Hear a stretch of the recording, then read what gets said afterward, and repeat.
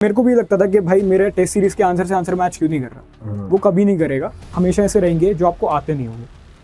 Ultimately उसमें आप paragraph में लिख दोगे तो जल्दी पेज भर जाएंगे। Question I get the most is कि आप कैसे डायग्राम्स बना देते हो, हमको कुछ सूझता नहीं है। तो ये बेसिक खाली डायग्राम्स है, that is not very easy to do. Time लगेगा because you have limited 7 minutes 14 minutes to write an answer. अगर मैं इसको वीडियो को देख के अभी बैठ जाऊंगा कि मैं पेपर में कर दूंगा या फिर एक दिन पहले देखूंगा, I won't be able to do it.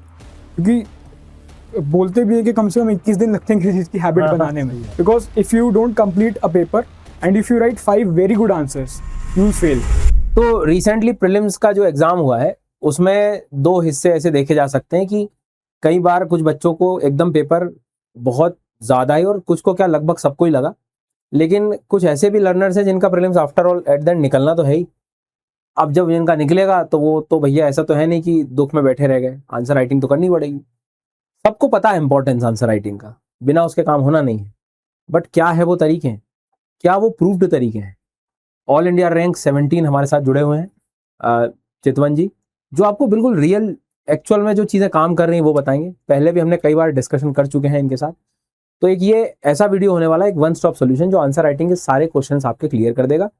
आपको लग रहा है वीडियो आप 2x पे भी देख सकते हैं, बट वीडियो पूरा देखें क्योंकि सारे एस्पेक्ट में, मतलब चाहे हर एक जीएस पेपर में कुछ ना कुछ आपको बहुत अच्छे गाइडेंस मिलेंगे। और ये वो चीज़ें हम देखने वाले हैं जो काम करती हैं एग्जाम में। ये एकदम इन्होंने चीज़ें फिल्टर करके लाए हैं।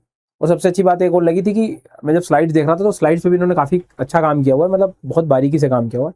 तो over to you, thank you so much हमारे साथ जुड़ने के लिए। सबसे पहले तो वीडियो में आगे बढ़ने से पहले अगर आपको अपनी मेंस एग्जाम के लिए कुछ वैल्यू एडिशन के लिए नोट्स चाहिए, disaster management, ethics, internal security, Indian society, तो डायरेक्ट आप इस तरह के सैंपल नोट्स हैं, डायरेक्ट नीचे डिस्क्रिप्शन में जो लिंक है वहां से डाउनलोड कर लो। पूरा मेंस रेडी कंटेंट है, क्रिस्प प्रेजेंटेशन है, सारी चीजें आपको डायग्राम के साथ मिल जाएगी। और मेंस का जो प्रोग्राम है अनअकैडमी पर क्यूईपी प्रेंस प्रोग्राम वो चालू हो रहा है। पहली बार एजुकेटर्स के साथ साथ टॉपर्स की भी आपको लगभग 20 सेशंस मिल रहे हैं जहां पर ये सिखाया जाएगा आंसर राइटिंग करना कैसे, किन बातों का ध्यान रखना है। जिन्होंने रिसेंटली रैंक लेके आए 7, 10, 17, 29। और अगर आप आंसर चाहते हैं कि आंसर आपके चेक भी हो जाए और आपके घर पर एक प्रॉपर ऑफलाइन टेस्ट पहुंच जाए, तो ये पूरा जो है एक तरह से अनअकैडमी का मेंस रिवीजन टेस्ट सीरीज जो है वो घर पे पहुंच जाएगी विद कॉपी इवेल्युएशन। ये इसका प्राइस पॉइंट ये है। अब हम आगे बढ़ते हैं। So this will be an answer writing video wherein I have divided it into 2 parts. One is the general part जो हर GS के आंसर में होना ही चाहिए, and the other part is the GS specific part, because I personally think every GS has a different format of writing answers. Because if you use GS4's format in one, you won't be able to differentiate your answers from your answers only and from others too. So we'll start with this is a step-wise process how you start to do This is actually what dilemma people face, that when to start, what to write, how to check and how to improve. ये सबसे महत्वपूर्ण। I'll give a short answer for all of these questions. When to start? Today, now, whenever you're watching this video, this is the moment you start, because you don't have time to wait, because mains is just 80 days away. What to write? One, you can use a test series. One, second is you can use, as I said, what I used to do is मैं toppers ने जो answers लिखे होते थे वो उठाता था, उन क्वेश्चंस के खुद आंसर लिखता था, and this solves how to check and analyse. क्योंकि अगर मैं जो ऑलरेडी लिखे हुए आंसर्स हैं टॉपर्स के उनको फिर से लिखूंगा तो I have a base to check to.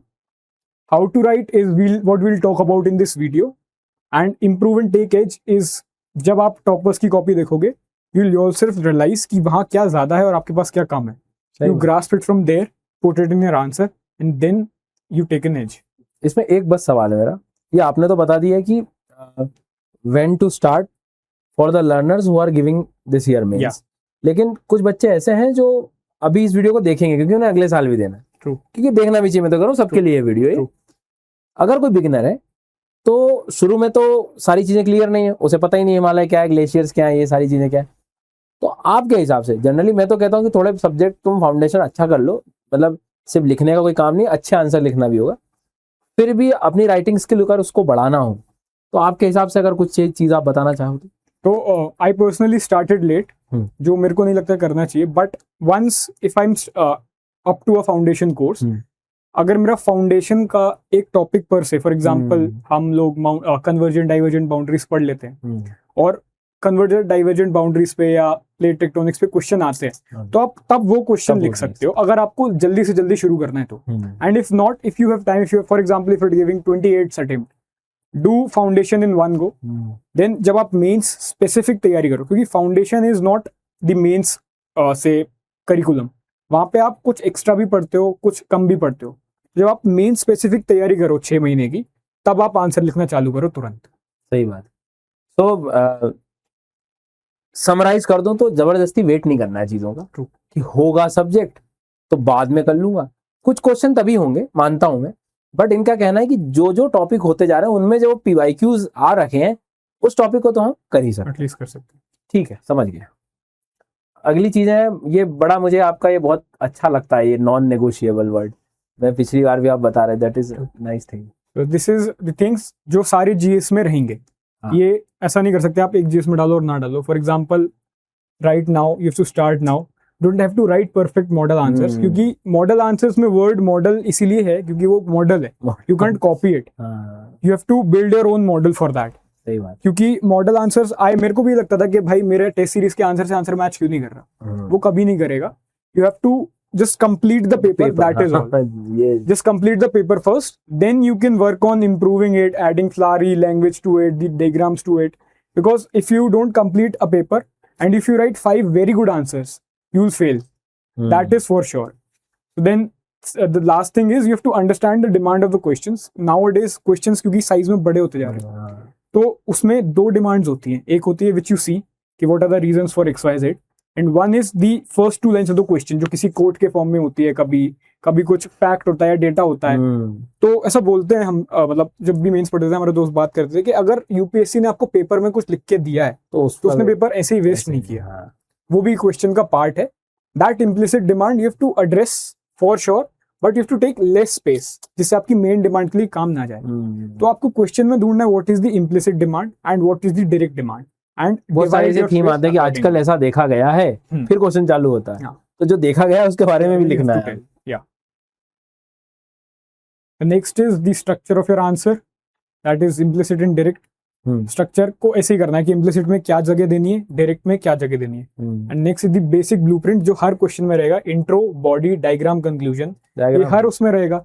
मतलब डायग्राम हो सकता है आप किसी एक क्वेश्चन में ना बनाओ, बट द थिंग इज कि जो आप कंटेंट भी लिख रहे हो, अगर आप उसको थोड़ा सा डेकोरेटिव फॉर्म में लिख दो तो your copy from your own copy and from the checking is comparative. आपके आगे वाले ने कैसे लिखा, आपके पीछे वाले ने कैसे लिखा.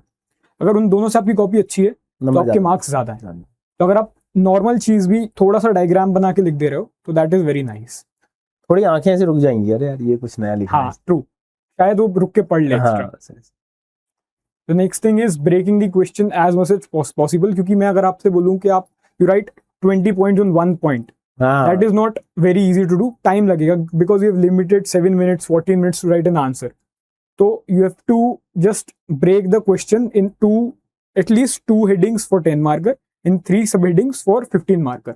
तो जिससे आप हर हेडिंग के अंदर कम से कम 5 पॉइंट जनरेट करना एक पीरियड ऑफ टाइम के बाद इज वेरी इजी. और आपको एक्टिवली उसमें टाइम मैनेज करना. फॉर एग्जाम्पल मैंने एक क्वेश्चन में जो भी मेरा गिवन टाइम है उससे थोड़ा ज्यादा ले लिया, तो मेरे को एक्टिवली वहां घड़ी देखते जाना है कि भाई मेरे को अगले क्वेश्चन में 1-2 मिनट यहाँ से निकालना है जो मेरे को आता है क्वेश्चन. तो every GS is different, that will talk about. And the most important thing जहाँ पे लोग कंफ्यूज होते थे to write between points and paragraph. I am standing here, I can affirm this कि मैंने हर जीएस के पेपर में एटलीस्ट एक आंसर पैराग्राफ में लिखा है. पैराग्राफ में लिखने का फायदा इज कि you don't have to think too much, आप जल्दी पेज भर सकते हो. And at the end of the day it is all about page भरना. मेंस में तो अगर आप खाली छोड़ के आओगे तो एक बेसिक फॉल्स परसेप्शन बन जाता है कि you don't know much about it unless until someone reads your answer. Because 1-2 answers हमेशा ऐसे रहेंगे जो आपको आते नहीं होंगे.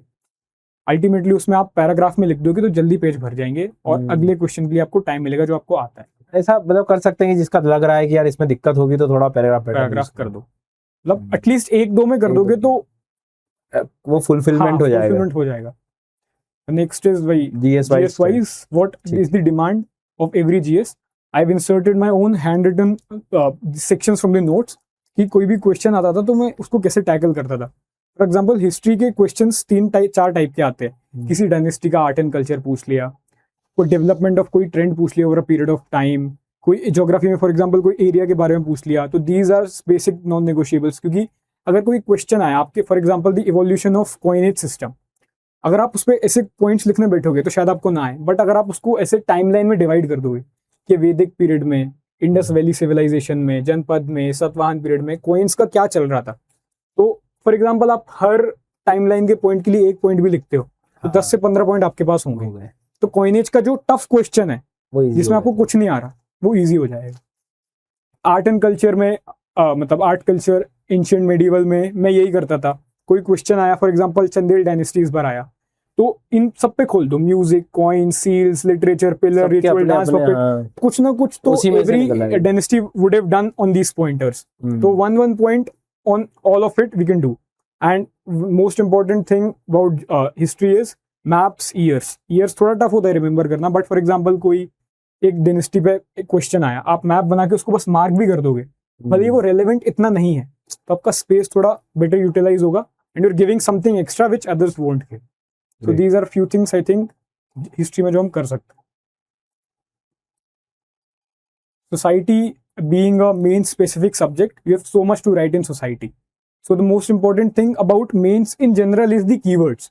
और हर सब्जेक्ट के, हर चीज के अपने अलग कीवर्ड्स हैं। फॉर एग्जांपल कीवर्ड्स जो सोसाइटी में हम यूज करते हैं कि मैकडोनलाइजेशन ऑफ हैबिट्स हो रहा है, marginal men, gentrification, double income, no kids families, emptiness syndromes, ये जो वर्ड्स हैं अगर आप इनको उस स्पेसिफिक जीएस के सब्जेक्ट में लिखोगे और उसको अंडरलाइन या बॉक्स बना दोगे, तो the checker would feel like yes, this particular person is educated in this subject and he or she is writing relevant points to that subject. And also it is something which other maybe won't write. सही बात। And if you think कि society का कोई question है, for example the changes in marriage system, the changes in family values या कोई भी है, how do you break that question? For example globalization के क्या impacts हैं, how do you break it? Dimensions में use करता था हमेशा। एक तो पेस्टल है ही है, हाँ। वो तो हर जीएस में लग जाता है, मीन्स में it is very useful. But for example अगर मैं सोसाइटी स्पेसिफिक बताऊं तो you can divide it into food, clothing, civic communities, marriage, religion, family, festivals, leisure, lifestyle, habits, home, clothing, everything. तो वहां से एक एक पॉइंट निकालना बहुत ईजी हो सकता है। बेसिकली आप अपने माइंड को एक डायरेक्शन दे रहे हो कि तो अब यहाँ say that is very important, क्योंकि पहला स्विच है, कम है, ये पहला स्विच है। True, exactly. So again committees होती हैं कुछ सोसाइटी में, ट्राइबल्स की फॉर एग्जांपल, और एग्जांपल्स होने चाहिए सोसाइटी के, सोसाइटी स्पेसिफिक। मेरे एक दोस्त लिखता था, वहां से मैंने उठाया कि फॉर एग्जांपल मैं कालू टिक्की आ गया, तंदूरी पनीर पिज्जा आ गया, पिज्जा को हमने चेंज कर दिया ग्लोबलाइजेशन में। ऐसे कुछ कुछ, जैसे चेंजिंग फॉर्म ऑफ मैरिज में डिवोर्स रेट्स बढ़ रहे हैं तो फ्लूइड मैरिजेस का कंसेप्ट आ रहा है। So these are the examples और कीवर्ड्स जो कि सोसाइटी स्पेसिफिक हम यूज कर सकते हैं सोसाइटी में। वेरी नाइस, बहुत अच्छे इनसाइट्स हैं। Geography again, geography is all about maps. आपकी टिप में मैप होना चाहिए if you are writing mains any year. आप 1-2 सेकंड के अंदर अंदर इंडिया का वर्ल्ड मैप मैक्सिमम 5 सेकंड में बनाना चाहिए। तो diagrams, maps are very important. Frameworks इतने होते नहीं है ज्योग्राफी में, बट अपस्ट्रीम, डाउनस्ट्रीम और फैक्टर्स ऑफ प्रोडक्शन के बेसिस पे कुछ हम बना सकते हैं। फॉर एग्जांपल विंड के ऊपर या रेन के ऊपर कोई पैटर्न आया तो टेम्परेचर, लैटिट्यूड, एल्टीट्यूड, इन सब के बेसिस पे थोड़ा थोड़ा पॉइंट काट सकते हैं। पर यहाँ पे मेन काम आएगी आपकी प्रीलिम्स की नॉलेज, वो आपको प्रूव करेगा फैक्ट्स जो है एग्जैक्टली एंड द प्रोसेस। और ये फैक्टर्स ऑफ प्रोडक्शन, मतलब इन्होंने इंडस्ट्री वाला कीवर्ड उठा लिया है बढ़िया से। पता है इन्हें कि इंडस्ट्री मिनरल से क्वेश्चन आ रहा है, तो इनके भी वो टैग्स मैंने देखे थे पिछली बार, फिक्स कर रखे थे कि इंडस्ट्री के आसपास कुछ भी आएगा तो देयर आर सम फैक्टर्स, उन फैक्टर्स को इमेजिन करो, 2-2 लाइन खुल जाएंगी भाई। ठीक है, डायग्राम जरूरी है, थीम्स जरूरी है। इसमें तो मैं अभी भी कह रहा हूँ कि पूरे मेंस में से मुझे सिर्फ ज्योग्राफी एनवायरनमेंट ऐसा सब्जेक्ट लगता है, आपने अगर सारे PYQ सॉल्व कर लिए तो 70 to 80% लगभग गेम उसके आसपास पहुंच इतना कुछ है नहीं, बस वही रिपीट होना। हर बार एक क्वेश्चन वाटर पे आना है, सॉइल का आएगा, पोल्यूशन का आएगा, बस या तो पेपर जो बाउंसर आएगा उसमें वही फिर सबके साथ ही दिखता है। हाँ, लिखना है बस। उसमें भी आप जितना ज्यादा diagrams you'll use, maps you'll use, space कम होती जाएगी आपको फिजिकल लिखने। एग्जैक्टली, वो जैसे फ्योर्ड वगैरह आ रखा था, तो ऐसे टाइम पे आप बस वहां जाके खड़े हो जाओ, इमेजिन करो मैप में वहां क्या दिख रहा है तुम्हें, ज्योग्राफी, वो भी लिख दोगे तो आ जाएगी। गंदी ड्राइंग कुछ नहीं होती, you just have to draw it, क्योंकि at the end of the day it is not the exam of your drawing skills. Just have to be there. बता दोगे कि भाई ये है तो भी काम हो जाएगा। The next is GS2. First is polity. Polity में the most important things are case law, Supreme Court के judgments, High Court के judgments, whatever courts they used to give, they are giving courts now also, there also. The doctrines, for example harmonious construction की doctrine है, colourable legislature है, ये doctrines how much जितना आप use कर रहे हो उनको और अंडरलाइन कर रहे हो, इट शोज कि you are educated again in that particular subject and your answer is different from others. So the articles, judgments, case laws, courts, doctrines are very important in polity. Articles भी मतलब कुछ 20 articles ऐसे हैं जिनको आप याद कर लोगे तो you'll be able to reproduce and reuse them. क्योंकि themes और question या जो syllabus है that is very restricted for mains per se. कि judiciary पे अगर कोई question आया है तो judiciary का अगर आपको ये range भी पता है कि इस article से इस article तक judiciary है तो आप अगर introduction में वो लिख दोगे तो that gives you an added advantage. Exactly. Governance and social justice, it is a very say experimental subject. यहाँ पे आप कुछ नया दे सकते हो क्योंकि फॉर एग्जांपल मैंने निकाल के रखे थे जो बेसिक क्वेश्चंस होते हैं गवर्नेंस और social justice, they are around administration, health, education, poverty, SC ST, women, इन सब का betterment, development and what consequences are there. So there are practices, local best practices India के अंदर and global. For example Singapore model है इस चीज का, Korean model है इस चीज का, ब्राजीलियन मॉडल है इस चीज का. तो जस्ट ड्रॉ अ बॉक्स, उसमें ऐसा बेस्ट प्रैक्टिस लिखो और नीचे लिख दो कि this country follows this. So this gives you an added advantage. 1, आपकी जगह बचेगी. 2, you are giving something extra. Again keywords, governance specific, adhocism, Karmayogi, one health, pro people policy, decision driven, data driven decisions. So every subject has its own keywords. You while studying have to find it for yourself. सही बात. And note it down at a place. In the last phase as we talked, you have to just aggressively revise it and put it in your system. कि आपको दिखे इस subject का है तो आपका पेन कीवर्ड्स में चले, वर्ड्स में ना चले. और वही मांग रहा है. And the committees are very important. और GS2 के लिए पर से pastel is very easy. Pastel से 5 पॉइंट्स निकल आएंगे. ओके. इन स्कीम्स याद करना इज इम्पोर्टेंट. GS2 में एग्जांपल दे सकते हैं आप इनिशिएटिव्स वगैरह. IR में व्हाट आई डिड इज, मेरा एक दोस्त था उसका PSIR ऑप्शनल था, मैंने उसको एक दिन बिठाया, उसने मेरे को ही told me everything what is happening around the world now and happened earlier. Why Israel fights with Iran, what is the problem of US, what is the problem of Indo Pacific, why Pakistan and Turkey are better friends than India and Turkey despite India helps Turkey. तो आपको एक basic idea लग जाता है IR के बारे में. तो your tone of answer writing develops in that way. और उसके बाद फ्रेमवर्क्स होते हैं IR के आंसर लिखने, क्योंकि IR के answer are asked about relationships of say a country and with us, an organization per se. So their military, development, soft power, hard power, the exchange of people. These are some basic frameworks जिसमें हम चलते हैं to write the international relation answers. But इसमें what gives you edge is the IR jargons. For example, मैंने पढ़े थे plutocratic pluralism, say bargaining diplomacy, और for example operation सिंदूर के टाइम पे कुछ हमने कीवर्ड्स आए थे, double defence, double squeeze strategy, 2.5. ये बड़े स्टेटमेंट को छोटा कर दोगे. हाँ, ये जो बड़े बड़े स्टेटमेंट्स लिख दो, इनको अंडरलाइन कर दो. फॉर एग्जांपल विश्व गुरु, महासागर, समुद्र, महासागर विजन, सागर विजन, वसुदेव कुटुंबकम. कि for example when prime minister went to X country or our defense minister went to X country, what statement or speech they gave there. If you start your questions introduction with that speech of relevant question, you are ultimately 10 steps ahead than a person who's not writing that. Exactly. Because it shows that you are well connected to that current affair and to the specific topic. So that is very important in IR.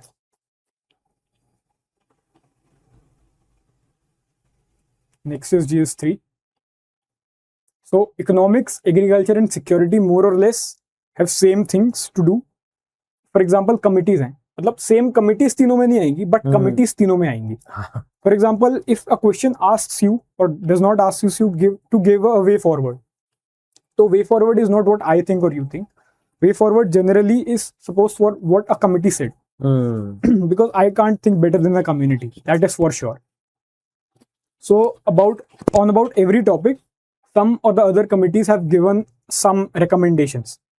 तो 5 से 8 committees होंगी, वो आप alternatively या मतलब simultaneously हर subject में use कर सकते हो. So that is how you should use them. For example Ashok Gulati committee है, वो एग्रीकल्चर में सब जगह आएगी.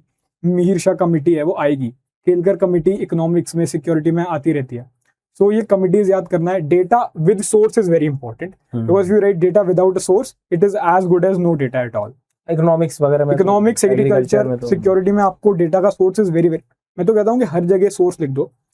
व्हाट आई डिड वाज कि हर सब्जेक्ट के कुछ बेसिक सोर्सेज है। फॉर एग्जांपल कोई न्यूज़पेपर का नाम हो गया, इकोनॉमिक्स में इकोनॉमिक सर्वे और budget is a very good source. आप डेटा लिखो, जेनेरिक डेटा में अगर आप इकोनॉमिक सर्वे लिख भी देते हो, no one is going to deny कि आप इकोनॉमिक सर्वे में ये था कि नहीं। But if you don't write it, सही बात, there will be a scepticism कि is it authentic or not, and schemes are very important for all these. For example, security पे नक्सलिज्म पे क्वेश्चन आता ही रहता है, नक्सलिज्म पे स्कीम्स हैं, नक्सलिज्म मुक्त भारत हमारा मिशन है, क्वेश्चन इस बार भी आया था, आता रहता है। हर चीज पे एक GS3 में एक स्कीम है which we are following, and government is making a scheme for a reason that people should know about it, and we being administrator have to know about them. सही बात, so we have to mention it there. इसका तो fix है disaster management environment भाई, NDMC guidelines मोटी मोटी जो होती है सेंडाई फ्रेमवर्क के हिसाब से वो होनी चाहिए। अंडरस्टैंडिंग रिस्क और जो भी अपना structural measures, non structural measures, build back better, इस पे आप कोई भी, आप मेरे को अगर कैलेमिटी दोगे तो बन जो जाएगा, कन्वेंशनल है या नॉन कन्वेंशनल है, मैं उस बारे में सोचना उस पे चालू कर सकता हूँ। एंड अगेन बेस्ट प्रैक्टिसेस यहाँ काम आती है। सही बात, कि फ्लड के लिए उड़ीसा का कोई मॉडल है, केरला की बोट आर्मी है, अगर मैं एक बॉक्स बना के ये GS3 में लिख देता हूँ, क्योंकि GS3 में मार्क्स लाना is comparatively tougher than other GS, so these are the places where you can take the edges. and SDGs जो सस्टेनेबल डेवलपमेंट के गोल्स है सबका एक एग्जांपल दे, वो एक बहुत ही कॉमन कंक्लूजन बन सकता है सब हर क्वेश्चन के लिए कि life on earth, life below water, sustainable living, no poverty, no hunger, 3 में 2 में आप उसको यूज कर सकते हो एज अ कंक्लूजन, क्योंकि यहाँ we generally run out of conclusion. हाँ, जैसे अब इनमें भी एनवायरनमेंट वगैरह में भी रिस्पॉन्सिबल कंजम्पशन भी एक पार्ट हो गया इस चीज में। नाइस। GS3 में science and tech again question आते हैं, but it is tough to find a source for science and tech, क्योंकि कोई ऐसी वन गो बुक नहीं करंट का ज्यादातर। मोस्टली साइंस एंड टेक के क्वेश्चन आर एप्लीकेबल बेस्ड, जो टेक्नोलॉजी अभी रिसेंट में चल रही है, AI हुआ, ब्लॉकचेन हुआ, सेमीकंडक्टर्स हुआ। हाँ, तो just have to think from से फ्रेमवर्क पॉइंट ऑफ व्यू कि फॉर एग्जांपल नैनोटेक या बायोटेक है, तो एग्रीकल्चर में कैसे यूज कर रहे हैं, हेल्थ में कैसे यूज कर रहे हैं, एजुकेशन में कैसे यूज कर रहे हैं, टेक्सटाइल्स या कोई अदर इंडस्ट्री में कैसे यूज कर रहे हैं, और 2-2 पॉइंट एटलीस्ट सबके बारे में आप निकाल सकते हो। जैसे वो भी न्यूक्लियर एनर्जी में इन्होंने नया ब्रीडर पे बात हुई थी, प्लूटोनियम वगैरह को लेकर। तो nuclear energy, where can we use nuclear energy in education, can we use, yes और नो, इन इलेक्ट्रिसिटी जनरेशन और agriculture, that is how you just learn the application. मुझे लगता है एप्लीकेशन पार्ट अगर पकड़ लिया तो बहुत सारी चीजों का आंसर आना इजी, क्योंकि because a tough question is a tough question for all. हाँ, just have to write something in it, and if you think on a framework, it is you're more likely to generate good points than others. So this is how you should tackle a tough question. दिमाग में ऐसे templates तो होने चाहिए। Next one is GS4 ethics में I'd say ethical keywords are very important, because ethics a question you can write like any GS. GS1 में भी इस बार bureaucracy का क्वेश्चन आया था, but the thing is the ethical keywords यहाँ आप जो यूज करोगे, accountability, transparency, ethics is a north star that guides our decision making. ये जो इमोशनल सेंटिमेंटल थोड़े कोट्स होते हैं, थिंकर्स होते हैं, गांधी जी के 7 सिंस हैं, जो भी हॉब्स का मॉडल ऐसा है। तो what gives you edge in ethics is the name of thinker, their thoughts, quotes and phrases are very important throughout in ethics particularly, because ethics में they are looking towards your emotional और sensitive side. The more sensitive you are, the better answer you will be able to write in ethics. You just have to show your that side. Ethics में what I used to do is, paper के पहले I just before entering the paper hall, I just read ethical keywords. तो उससे मेरे दिमाग में रहते थे. तो यूज आ जाते हैं. क्वेश्चन पेपर देख रहा हूँ, मैंने तभी हर क्वेश्चन के ऊपर 3-4 कीवर्ड्स लिख दिए कि इस क्वेश्चन में ये 3-4 कीवर्ड्स में यूज कर लूंगा. और 4 keywords in a 10 marker is more than sufficient. बस आप उनको provided you underline it and you make it better visible to the checker. And you must have examples of civil servant 1, कहीं से भी निकाल सकते हो, अब तो GPT भी निकाल के दे देगा. and blueprint of case study, क्योंकि case study is where you can save time and waste time. If you have, for example, ethical issues या ethical dilemmas हैं, मेरे को 20 dilemmas याद है, तो किसी भी case study में उससे 5 आएंगे ही आएंगे, because case studies are again on a theme. एक या दो case study होंगे जो previous year की themes पे नहीं है, जैसे इस साल थी, but more or less development versus environment, corruption, sorry, in themes पे रहते हैं. तो if you have a blueprint, for example, क्या course of action होना चाहिए, what is the implementation stage, what are the pros and cons of a chosen option, because 3 options हमेशा रहेंगे, a good option, a bad option and a middle path. उन सबके pros और cons, उसमें भी थोड़े थोड़े keywords कि short term good, long term bad. Nice, समझ गया. So the crisis of conscience, ये सब कुछ आप यूज करते रहोगे. जितना अच्छा आपके पास रेडीमेड मटेरियल होगा एथिक्स का, आप उतना जल्दी और उतना अच्छा लिख सकते हैं. Because if I am in a hurry to write, my ethical side would take a back seat there. मेरे को नहीं आएगा कि 7 सिंस ये थे, हमको ये नहीं करना चाहिए. But if I have it in my fingers, if I practise it again and again like a blueprint, it will definitely come to me. सही बात. So this is how you should tackle ethics. And apart from this we have a few general introductions and conclusions, because people tend to get confused कि introduction में क्या लिखूं, conclusion में क्या लिखूं. So the basic introduction is you define the major term in the question. For example, agriculture में किसी scheme के बारे में पूछा, irrigation के बारे में, you write about irrigation. That is a very lame thing to say, but for example जो भी highlighted term है, accountability है, crisis of conscience, उसकी definition लिख दो. फॉर एग्जाम्पल कोई जुडिशरी में करप्शन का क्वेश्चन आया, तो you can't define corruption there, तो आप कोई करंट का जो अभी केस हुआ है वो वहां पे मेंशन कर दीजिए, प्रूव कर दो क्वेश्चन को कि तुमने कोई डेटा, आर्टिकल, हिस्टोरिक कोई फैक्ट हो, या कोट्स और speeches are very good thing to start और end a question as well. क्योंकि अगर एआई पे क्वेश्चन आया and in the conclusion in AI question I wrote our prime minister quote, he said AI is India America को AI बुलाया कि AI is the future of the relations. AI is the future not only of the world and also of the relations of America and India. AI should उसमें था कि अपना अश्विनी वैष्णव जी ने बोला था कि AI should not be artificial and intelligent but also accountable and inclusive. तो मैं वो साइंस एंड टेक में यूज कर सकता हूँ, मैं उसको एथिक्स में यूज कर सकता हूँ. Just have to find 10-20 quotes जिसको आप थ्रू आउट द जीएस और एसए में या कहीं पे भी यूज कर सकते हैं. These will be some common introductions for you. Then some common conclusions. Again, SDGs is a very good conclusion. Thus, we should follow this in spirit of SDG 3, SDG 4. Quotes, phrases again. For example, thus by following these steps, we can ensure the vision of सबका साथ सबका विकास and आत्मनिर्भर भारत, ये सब कुछ. Because these words shine like anything in the question sheet.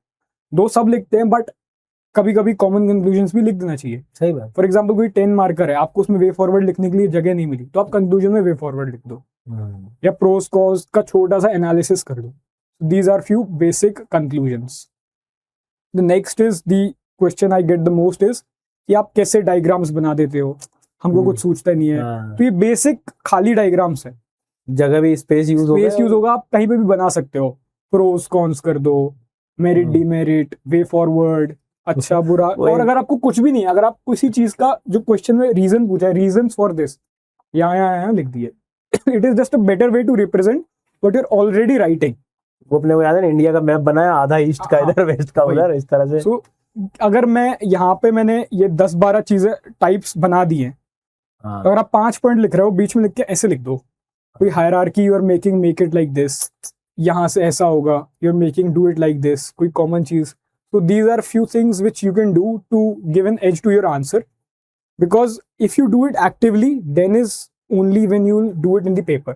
अगर मैं इसको वीडियो को देख के अभी बैठ जाऊंगा कि मैं पेपर में कर दूंगा, या फिर एक दिन पहले देखूंगा, I won't be able to do it. क्योंकि बोलते भी है कि कम से कम 21 दिन लगते हैं किसी चीज की हैबिट बनाने में. But if you write for 80 days continuously, you will be able to reproduce it. हाँ, ये फिर इजीली हम लोग एक हैबिट बन जाती है. तो मुझे लगता है बहुत ही कॉम्प्रिहेंसिव और बहुत बेसिक चीज को लेके हमने बात करी है. मतलब इससे ज्यादा और क्या एक्सपीरियंस आप चाहिए कि चीजें आपको एकदम सारी चीजें मिल गई हो. सो जो भी और भी कुछ डाउट अगर रह गए हो तो जरूर कमेंट बताएं, चैनल को सब्सक्राइब करें. And thank you so much Chitwan ji हमारे साथ जुड़ने के लिए. Thank you.